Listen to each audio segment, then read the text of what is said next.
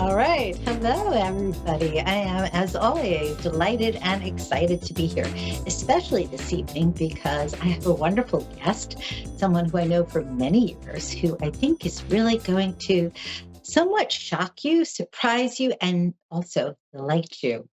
My guest this evening is Ani, and Ani is a communicator with animals. She's a medium, not for people, but for critters. And I do want to let you know right off the bat, so you can make a note of it, that her website is Ani, animalcommunicator.com. So once again, that's Ani, ANI, communicator. Whoops, animalcommunicator.com. I want to make sure I get it all in there. Let me give you a quick little ditty about Ani that you probably don't know unless you've been following her over the years. We find a lot of times that people who are gifted and sensitive seem to, at 14 or sometimes 20 or even older, say, oh, wow, all of this information started to come to me. I have this connection. However, in Ani's case, similar to my own, she started at a very young age. She was very sensitive and very intuitive. And at 3 years old, she was communicating with a dog spirit. I believe the name was Toby, if I'm not mistaken. Now, Ani knew that, or believed, I'm going to use that word, that she was different from other children because she had so many gifts and she wasn't seeing the other children exhibiting the same sorts of gifts. So she was very protective of her gifts. And also sometimes with that type of responsibility, being able to connect to the divine, being able to connect with animals that are alive as well as no longer with us, it brings a little bit of overwhelm with it. Thankfully, Ani's mom was there and she was able to help her learn meditation and also learn to be more peaceful. There's a lot of history here over the years, a lot of changes. And what's really lovely is at this point, Ani's really stepped into her power and she can help you communicate with your animal who's passed over. And sometimes more importantly, your animal that's here who's driving you crazy. So without further ado, welcome, Ani. I'm so glad you could be here tonight. Hi. How So are I'm you? so happy to be here with you guys. So yes, it's very true. And one of the things that people do ask me is, can I teach other people? Yes. Can anybody learn how to do this? Yes.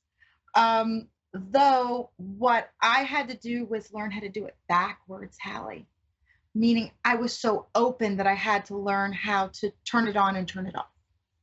Right. And we have that in common because when you're really little and everything is flooding in, sometimes understanding where it's coming from or how to describe it is difficult. Yes, very much so. Very much so. And what happened a lot with me was that I was very quiet. I wasn't quiet, but I just wouldn't talk to people about it. Mm. And so then I would go to the zoo and I would talk to the animals when I was older and things like that. Well, communicate with them. Right. We'll get into that more, but Yes, yeah. absolutely.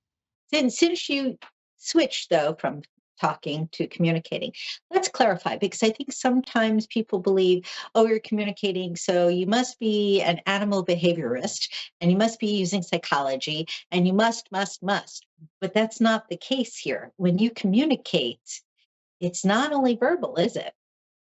Not at all. So, a lot of times, what happens with my clients, especially, is when I'm in a session, is with the human. I'll say to them, okay, well, I'm going to be talking out loud, and you'll know when I'm asking a question and when I'm getting a response back, it's I'm hearing you, I'm hearing them, and I'm hearing you talk at the same time. So, one at a time, guys, let me just Right. get them first. And how I get it, how I get my messages is from all five senses.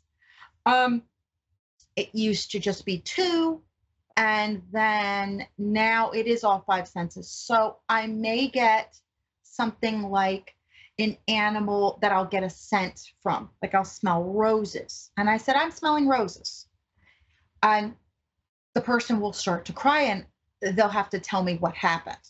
Right. So, or I'm hearing a lot of the times I could hear their voice, Hallie, and it gives me a lot of a sense of their personality from their Sure. voice. For sure. Maybe it sounds like they're like a heavy smoker. And some of them sound like they're really loud like this and they Raspy, talk like raspy this. dog or horse. Right. And I'm like, wow, okay, they sound really raspy. And the person starts to laugh. And I realize it is part of their personality. Um, Right. but not all of them come in that way. So it tells me about their personality of how they communicate, if that clarifies things. Which is fantastic because a lot of people kind of take for granted that when we are communicating, whether it's mediumship for a person or mediumship for an animal, or it's just clairvoyance, that the senses are used. It's not just that extra sensory perception.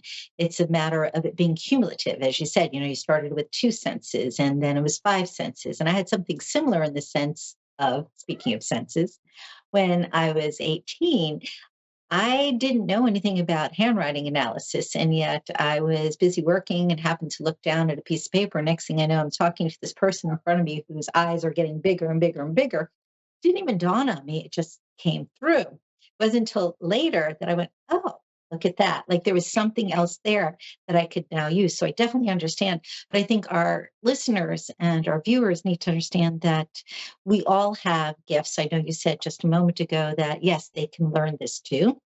However, we all sense in a different way, and not everybody uses all Thank, senses at the same time, right? thank you for saying that.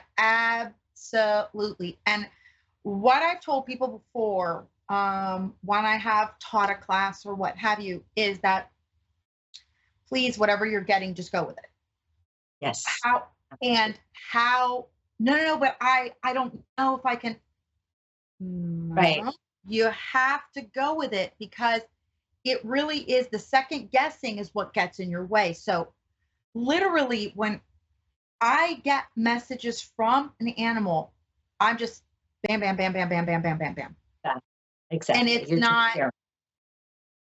why am I getting it or am I asking it? No, because it You is just second nature. allow. Yes. Yeah, it is. I'm an animal channel. That's the easiest way to describe it. I love that. Okay. So that being said, I must ask, do you do the whole fur, fin, and feather thing? Are there only certain animals that like to talk to, or certain animals that like to communicate more than others? The answer is no, because I have communicated with pretty much any species. I have communicated with fish. And it's Love it. a very different, from when I've communicated with fish, they're usually kind of slower. Like there's a lag with the answer, you know? And I'm like, waiting. I'm like, That's like, can you speed it up a little? good, Goldilocks. yeah. I mean, if I was talking to a horse, it would be like bam, bam, bam, or a cat. Now, I will have to tell you, I do speak to all animals, but I do realize majority of the time with cats, and I love this, they don't care. True. Very true. They don't care. And I just love when I'm going to talk to a cat because it's like, look, this is how it is. Right. Right. They're Not so all the time. independent. Not all the time. I mean, I've spoken to guinea pigs and, that are like that too, and other animals, but it is a cat thing, Part of their nature, for sure. part of their nature of how they are. And um, so, yes, the answer is yes. I could Okay. speak to all animals. So as we're sharing this, I just want to remind everybody that they can find you online at Ani, ANI, Animal Communicator, as well as TikTok and Facebook and Instagram. So after the show, you can run right out and make sure that you connect with Ani. And as we're chatting, and even I'm thinking with the social media being the way it is, there has to be a lot of people that are wondering, really, what is the purpose of having you, let's say, help them? Meaning, if somebody didn't specifically lose an animal or they did specifically lose an animal, why would somebody want for you to communicate for them? A lot of times it is closure. They Mm, want to make sure that their animal is safe, that they've crossed over, that um, there is a lot of part, and I do want to say this because it's really important. okay. Animals don't use the word death.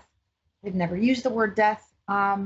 They will say crossing over. They will say I've passed on. They will say I no longer have a dog suit or an envelope. They say it Okay. like that to That- me. With animal, that is the reason for closure and the reason to know that they're okay. Who are they with? Are they coming back? If they're coming back, when are they coming back? These are the normal reasons why. And also, I'm going through such a difficult time. Right. Sam or Mary or whoever that has lost their animal, that they're going through such a hard time of grief that they just don't know what they're going to do. And I've gotten a lot of people that have contacted me through that. So that's another reason is Peace. You help them peace, have closure. knowing. I think it's peace more than anything else, giving them that insight and awareness that yes, their loved ones were safe. Because I think it's the same truly with people and animals. When you love someone, and it doesn't matter if it's a dog or cat or a person, you want to know that if they've passed on, that they're well, that they're safe, that things are good. Yes, So, what about those who, let's say, like me, has a wolf dog who, God bless, he's only 30% wolf, but he is wolfy in so many ways. And people keep saying to me, when's he going to grow out of that?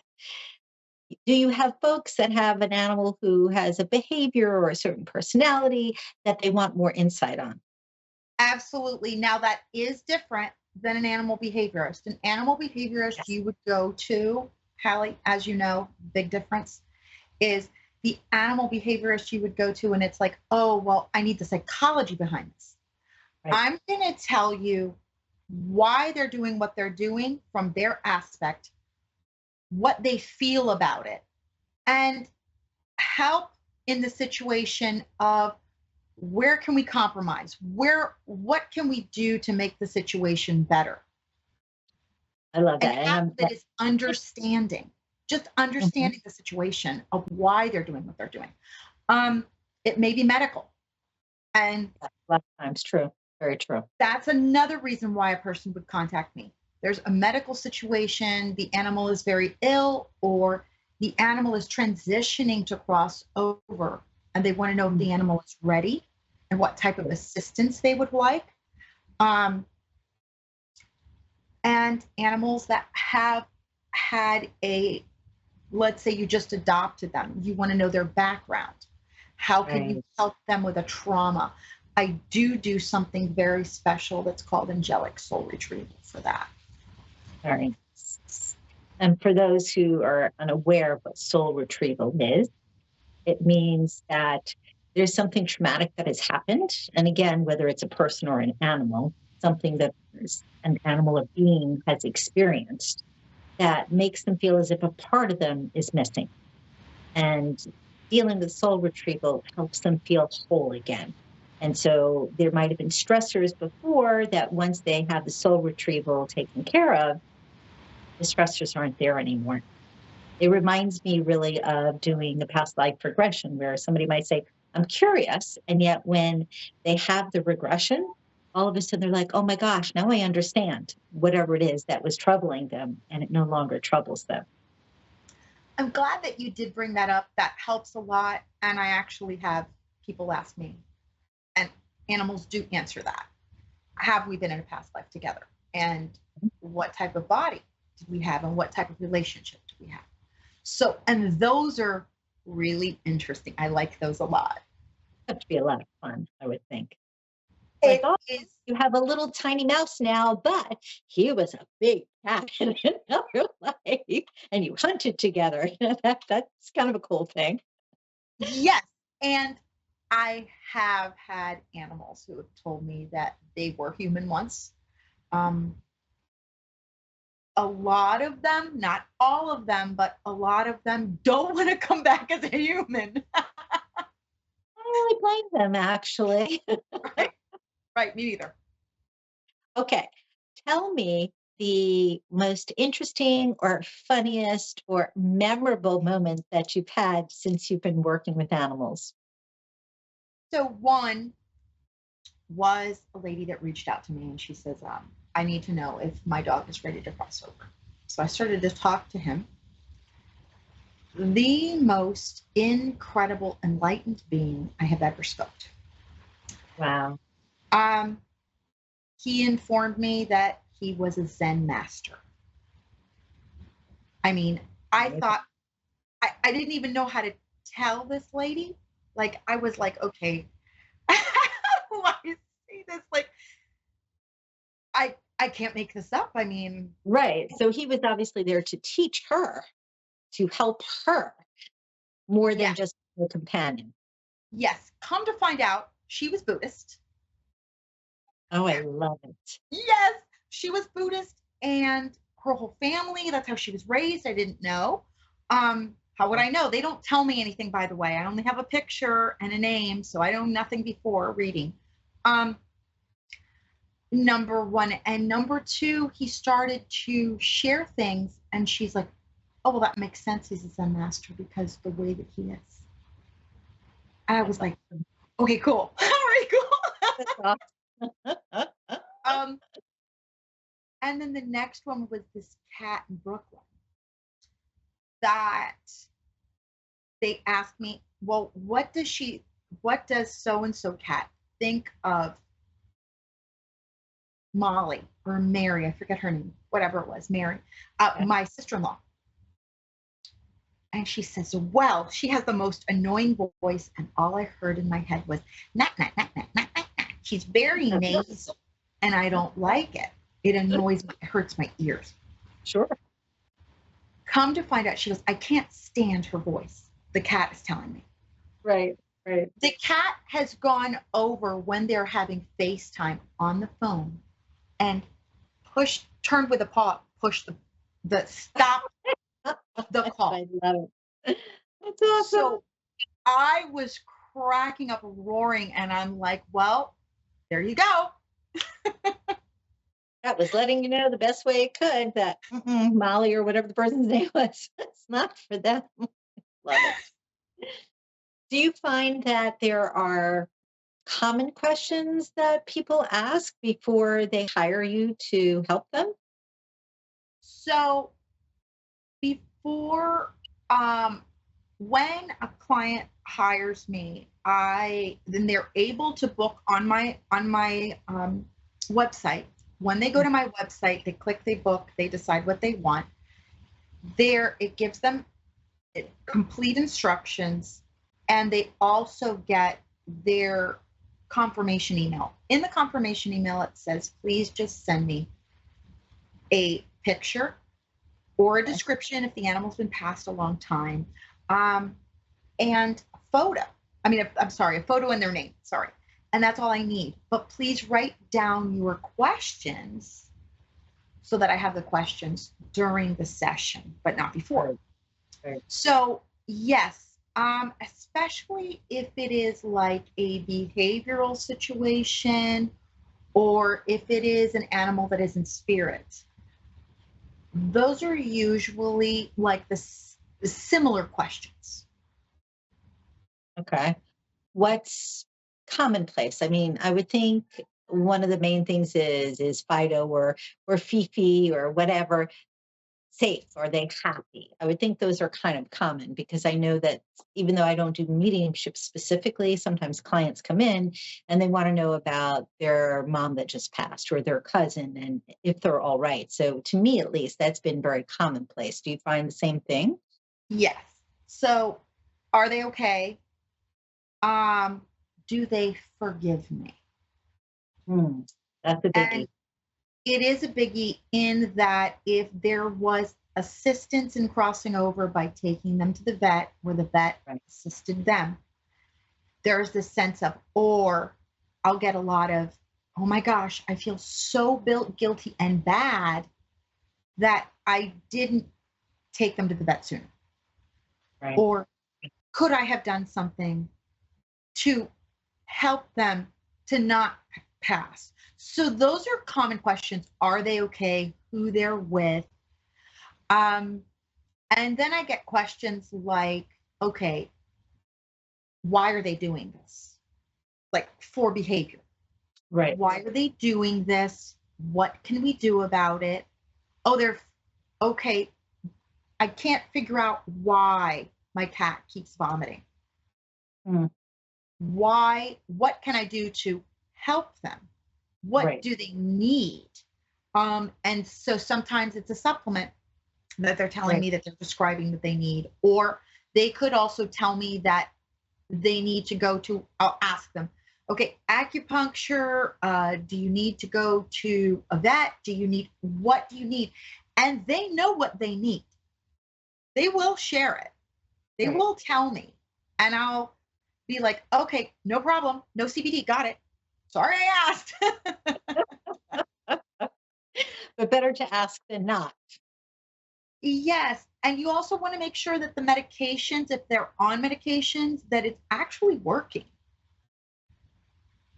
I've run into that, but then again, anytime you have a being who's sensitive, medication does not always react in the way that the vet expects it to. So, for instance, you can have a nervous dog, and I'm sure you've run into this, where somebody's given them, let's say, some sort of anti anxiety, and instead of the dog having the edge taken off, instead, they're spaced out, just hanging out on the floor. They're inactive. That's not what you want. So there definitely has to be a happy medium there between what the animal knows is right for them and how to guide the mom or dad as to how they're going to communicate with the vet. You Right. get to And it's be intermediary. always an intermediary. That's what I do. And I always tell my clients, I say, look, I know that you hired me, but I work for your dog or I work for your Right, cat, or and right, I just say, don't kill the messenger, you know? right. Right. It's like, I work for them, you get to pay. I love it. Now, I know that years ago you used to have dogs come to you and you would look after them while their owners were busy or were going away and you had them come to the house. Do you still do that or do you just work with people remotely these days? So I work with people strictly remotely. And so I have some clients that are in the States, some of them that are in Europe. I I even have some clients that are in India. Oh, very nice. I love that when we get to chat with people that are outside of the country. It's a It lot of is fun. so cool. And I'm like, okay, well, what time is it over there? That's like the Yes, first thing I exactly. I got used to saying Eastern time because you'd say like, oh, 3 in the afternoon, and they call you at 9 o'clock in the morning, and you're going, wait, we said 3 in the afternoon. What's going on here? And you realize, oh yeah, totally different place. that does happen a lot, especially with my clients that, let's say, they're either, it's happened to me that are either my clients that are in Europe or my clients that are like Pacific time, or they're in Hawaii. I've had clients that are in Hawaii that they'll say to Right. me, oh, well, can't, oh, wait a minute. It's at 9 a.m. is our 9 Exactly. a.m. Which time zone? Exactly. Yeah, I've run into that a few times. I want to know, are you doing any teaching these days? Are you doing any sort of trainings? What's special that's coming up that you can share very quickly? And is it on your website so that once again we can let everybody know that they should go to AniAnimalCommunicator.com, and Ani is spelled ANI. So if you could briefly just let us know, do you have something coming up soon? Yes, actually, very soon I'm going to have a digital. What clients have been asking me for is, um, what do you call it? Oh my goodness, sorry. Um, very. So guided meditation with animals who have crossed over ill, that kind of thing, so that they can do that at any time. Oh, Um, very nice. that's going to be coming out very soon. And I'm probably going to be, instead of having live classes to teach people, in the near future, I'm going to be having recorded classes so that they can watch it Perfect. anytime that they want to. That so oh, please go when you go to my social media and you click on my on the bio itself, there will be you can sign up for my newsletter there. And so that you can then know what's going on when it's happening. Ani, thank you so much for being with us today. I just want to let everybody know again, Ani's website is anianimalcommunicator.com. We'll be back next week with the Halley Elise Show. I'm so glad that you tuned in tonight. And again, you can find Ani all over the internet. Go to TikTok. You'll have a blast. She has content on there. Go to Facebook. Rewatch the show in case you missed anything. And again, remember that Ani is here to help you with your animals that are here in this world with you, as well as those loved ones who have. Again, I'm so glad you could be on this evening. Thank you so much.